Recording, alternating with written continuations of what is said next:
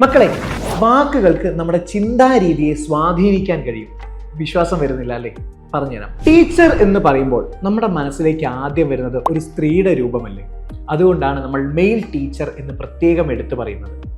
Driver എന്ന് പറയുമ്പോൾ ഒരു പുരുഷന്റെ ചിത്രം മനസ്സിലേക്ക് വരുന്നത് കൊണ്ടാണ് നമ്മൾ ലേഡി ഡ്രൈവർ എന്ന് പ്രത്യേകം പറയുന്നത്. Pilot woman pilot, nurse male nurse, doctor lady doctor, ഇങ്ങനെ ഓരോന്നും പ്രത്യേകം എടുത്തു പറയേണ്ടി വരുന്നത് എന്തുകൊണ്ടാണ്? അതിനുള്ള ഉത്തരമാണ് ജെൻഡർ സ്റ്റീരിയോ ടൈപ്പ്. ജോലികൾ ജെൻഡർ അടിസ്ഥാനത്തിൽ വേർതിരിച്ചിരിക്കുകയാണ് എന്നൊരു തെറ്റിദ്ധാരണ നമുക്കുണ്ട്. ഭാഷയും മീഡിയകളും ഇത്തരം സ്റ്റീരിയോ ടൈപ്പുകളെ കൂടുതൽ ബലപ്പെടുത്തുകയാണ്. ഉദാഹരണത്തിന്, കുക്കിംഗ് പ്രോഡക്ട്സിന്റെ പരസ്യത്തിൽ അധികവും കാണിക്കുന്നത് സ്ത്രീകളെയല്ലേ? സ്പോർട്സ് കമ്പനി പ്രോഡക്റ്റുകളുടെ പരസ്യത്തിൽ അധികം കാണിക്കുന്നത് പുരുഷന്മാരെയല്ലേ? ഇതാണ് സ്റ്റീരിയോ ടൈപ്പുകളെ ബലപ്പെടുത്തൽ എന്ന് പറഞ്ഞാൽ. ജെൻഡർ ഇൻക്ലൂസീവ് വേർഡ്സ് ഉപയോഗിക്കുന്നത് വഴി നമുക്ക് ഈ പ്രശ്നം മറികടക്കാവുന്നതേ ഉള്ളൂ.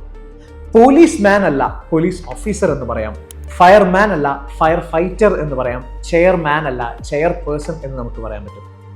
ജെൻഡർ സ്റ്റീരിയോ ടൈപ്പുകളെ അഥവാ ലിംഗ പദവി വാർപ്പ് മാതൃകകളെ ഭാഷയും മീഡിയയും ബലപ്പെടുത്തുന്നുണ്ടോ എന്ന ചോദ്യത്തിന് നമുക്ക് ഈ ഉദാഹരണങ്ങൾ നൽകാവുന്നതാണ്.